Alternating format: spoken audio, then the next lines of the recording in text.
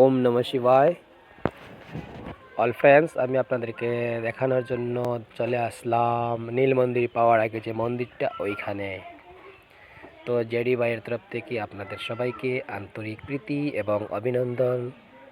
Happy Mahashivratri.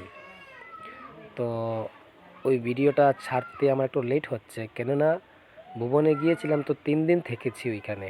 ঠিক আছে, তো ওইখানে চার্জের খুবই অসুবিধা মোবাইলের, ভিডিও একটা ছাড়তে পারিনি, আমি নিজে 3 দিন ভিডিও ছাড়তে পারিনি। তো আজকে এইগুলো ভিডিও ছাড়ছি এবং আরও 2 দিন ছেড়েছি, শর্ট ভিডিও ছেড়েছি, লং ভিডিও ছেড়েছি। ঠিক আছে, তো আজকে এই মন্দিরটা আমি ছাড়ছি আপনাদেরকে দেখানোর জন্য, নিশ্চয়ই ভালো লাগবে।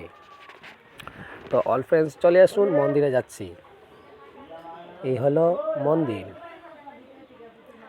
ঠিক আছে, এটা আমাদের শিব মন্দির নয়, ওইটা হচ্ছে বিষ্ণু নাগা ক্যাম্প মন্দির না কি জানি ওইটা।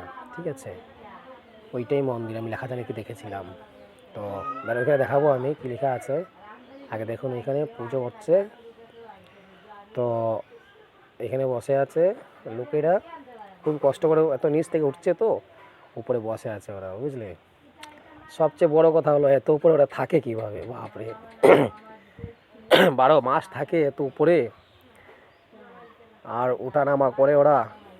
একজনকে জিজ্ঞাসা করেছিলাম, বলে ওরা কি নাকি মানুষ দিয়ে ওদের চাল ওগুলো তুলে ওইখানে। ঠিক আছে, আর ওরা কখনো কখনো তুলে।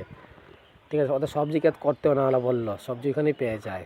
কথা বলেছিলাম আমাদের একজনের সঙ্গে। ঠিক আছে, তো দেখুন, দেখে যান, নিশ্চয়ই ভালো লাগবে। তো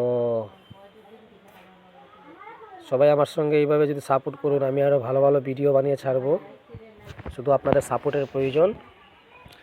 ঠিক আছে, তো এই হচ্ছে, এটা শিব মহাতীর্থস্থান। ঠিক আছে, যেখানে আসছি আমরা, খুবই সুন্দর, খুব খুব সুন্দর।